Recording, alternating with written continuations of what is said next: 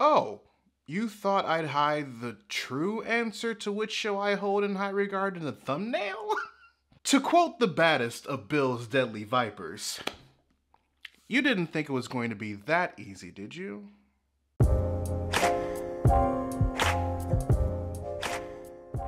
Readers, with the recent release of the What If season finale, we now have 4 complete shows from Marvel Studios now available to watch on Disney+. Some of them were good, some of them were okay, and some of them could have taken a bit longer to cook in the oven. At least, that's what I think in regards to the 4 that we have so far. And while all of them are unique in their own special way, I'd be lying if I didn't say that some left me full while others left me wanting. So that's why I thought it'd be fun if I gave my personal ranking of the 4 MCU shows currently available on Disney+, and what both did and didn't work for me regarding them and why they're in the places that they are. So, let's get this out the way with the obvious number 4, The Falcon and the Winter Soldier. I know it, you know it, your dog knows it, even your Snyderverse extremist friend knows it. There were definitely a lot of things that personally rubbed me the wrong way about the series. The way they feel like they only have to acknowledge systemic racism once, as if it only happens once. How they handle the Isaiah Bradley B-plot by saying, I know how we can make up for all the torture and disenfranchisement, we'll give him a statue. Now we're even. And then there's the Flag Smashers plot, how things got changed around for COVID and made things feel out of place in certain areas. Like, Sam officially taking up the Captain America mantle was cool, and it was nice to see Bucky acknowledge that he and Steve couldn't see how giving that mantle to him thinking nothing of it came from a place of privilege. But not only did the show feel like it just didn't go far enough for me to feel like they successfully did anything with that narrative, but it just felt muddled overall. Least favorite for sure. With that being said, the number 3 spot easily goes to What If. This is one of those shows that, because this is the MCU we're talking about, if it weren't for the existence of another show, this show wouldn't feel as prominent. Because the way Marvel Studios announced it, it felt like it was going to be something we could watch at our own leisure. That because it's an animated anthology show filled with one-offs of different ideas, since that's what the comic it was inspired by was, it wasn't required watching or had a place in any of the upcoming sagas of Phase 4 and beyond. Then the Loki series happened. More specifically, the Loki season finale happened. And now it kinda has a proper place in the MCU lexicon.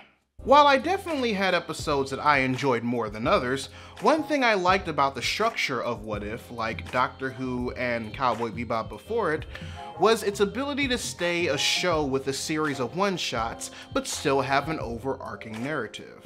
But the consistency in my enjoyment of said one-offs up until the Guardians of the Multiverse 2-parter is kinda why it's number 3 for me instead of being a bit higher on the list. There are some episodes I really enjoyed, a couple I just wasn't digging, and others I thought were just okay. And after being exposed to the anthology to overarching story formula in the previously aforementioned shows, in which pretty much every episode / scenario worked, I kinda had my expectations high and hoped What If would bring that same energy, as opposed to the various degrees of enjoyment per episode that we got. Or more specifically, that I got. Oh well. Here's hoping season 2 is better. So, I've done a significant amount of soul searching for which one takes the number 2 spot and which one is number 1, and I took a lot of things into consideration. With that being said, I have to say that my number 2 is Loki. Loki did a lot of things I was looking forward to in a Marvel Studios television series. But part of the reason why it's only number 2 instead of number 1 is that While it's arguably the first bit of media in Phase 4 to guide us in the direction of the next overarching saga in the MCU, it didn't hit me as hard as I was hoping it would.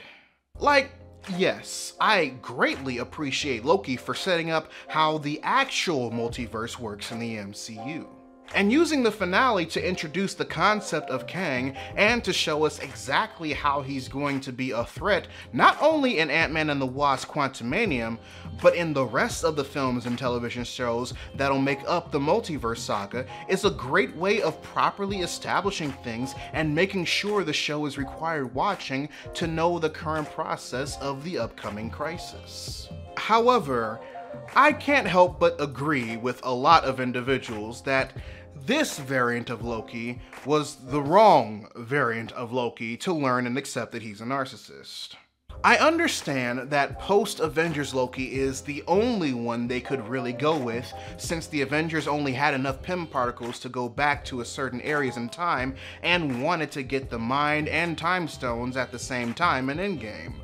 But in my opinion, the one that truly deserved to go on this journey was the Loki at the end of Thor Ragnarok. That's why my number one will pretty much always be WandaVision.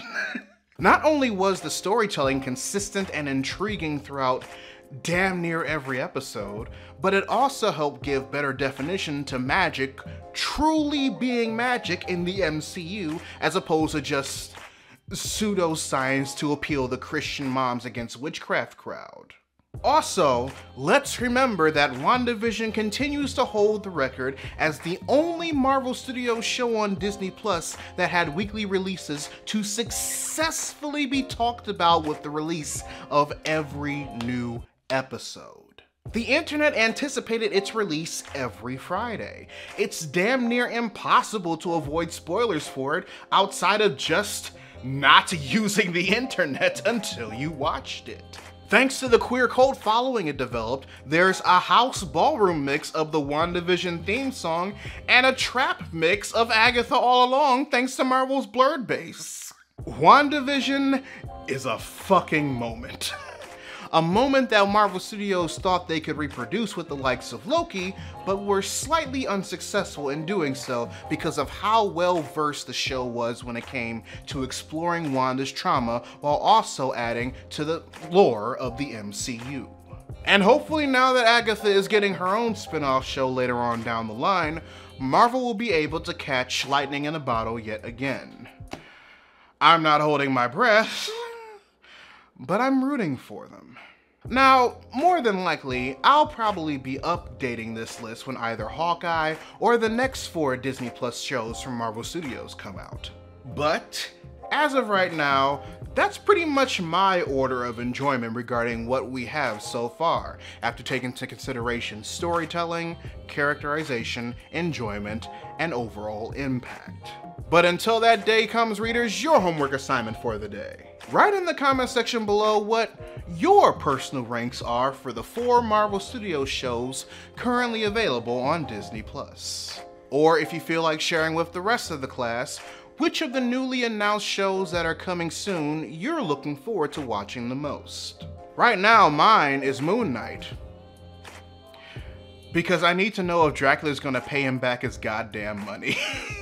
Whichever question you decide to answer, I'd love to know your thoughts. If you want to help financially support the channel, you can join my Patreon by clicking the card at the end of the video or in the link in the description down below, where you can also find a link to my merchandise store. Or if you prefer to give a one-time donation, you can find links to my PayPal and my Ko-fi account in the description box as well. Also, make sure you subscribe to the channel and turn on notifications, because I post new videos every Monday, Wednesday, and every other Friday. But until then, this is Readus 101. Class dismissed.